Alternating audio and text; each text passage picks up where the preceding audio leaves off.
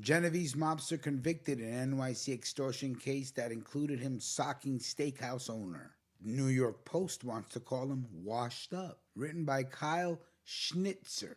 An 86-year-old reputed capo in the Genovese crime family was convicted of extortion charges by a Brooklyn federal jury Monday after hours of testimony surrounding the punch he landed to the jaw of a steakhouse owner. The week-long trial of Anthony Romanello, including shocking surveillance footage capturing the elderly alleged mafioso socking restaurateur Shuqeri Bruno Selimaj with a right-handed jab at Selimaj's since-shuttered eatery Lincoln Square steak on May 11, 2017. So this is going back to 2017, May 11. Prosecutors said the punch stemmed from $86,000 in unpaid failed bets accrued by Selimaj's nephew, Tony, and another relative, a gambling debt Romanello had been sent to collect from the restaurateur. What am I going to say? Nothing. I really did nothing, a stunned Romanello insisted outside the courtroom Monday. Jurors returned with a guilty verdict against Romanello on 2 counts of extortion. This is the world we live in.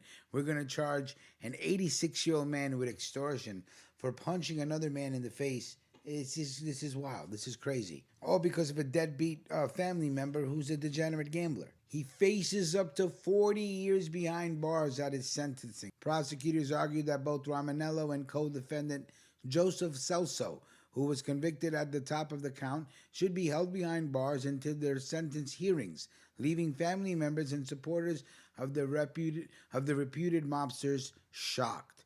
He's 86 years old, whispered one court onlooker. Romanello's lawyer, Jerry McMahon, had tried to convince jurors that his client only punched Selimaj because he had insulted him. He didn't punch Bruno to collect a gambling debt, the lawyer insisted during his opening statements. Bruno told him that he was a washed-up Italian, that he had no balls, that he was nothing. He punched him.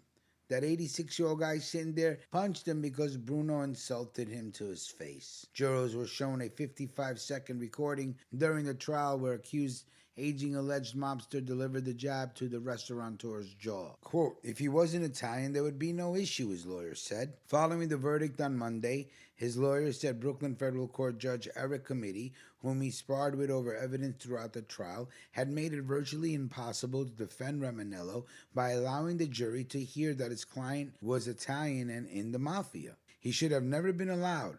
That's an invitation, he said. The jury is going to hear. He's Italian. He's in the mafia. He's trying to collect a gambling debt. Oh, of course it's extortion. Allowing that evidence is a crucial thing. Selimaj testified that on the night of the punch, he told the alleged mobster that he would only be willing to pay the part of the debt owed by his nephew, a $6,000 tab, and added he wouldn't pay his nephew's brother-in-law's $80,000. The owner filed a police report that night, but he ended up retracting it within 24 hours after his brother relayed an allegedly veiled threatening message from Celso, a reputed Genovese soldier, saying that it would be a bad idea to go through with the complaint, the former eatery owner testified. In a later written statement with the NYPD, he claimed Romanello had a few drinks and that the fight between the pair, who had been an acquaintance for 30 years, had been a misunderstanding between me and him. But Selimaj ended up testifying that what he wrote in his statement was not true,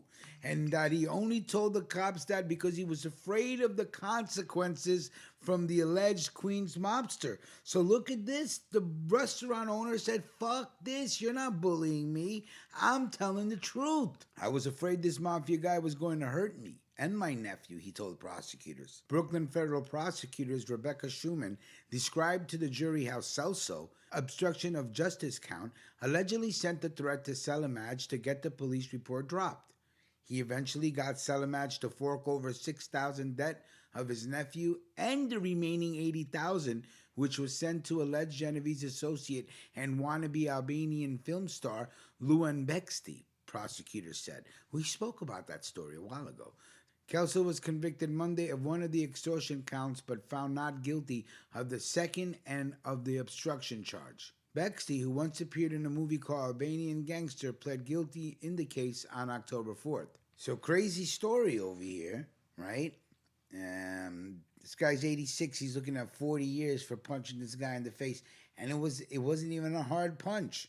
It was a love tap to the face, but it got caught on camera, and they're tying it into all those other charges during this last big Gambino arrest that took place. Big Rich, Queens, New York City, where we keep it busy and we keep it business. Smoking on a little bit of cherry gumbo today. Let me know what you're smoking on. Let me know what city you're smoking in, and we will talk soon. Salute.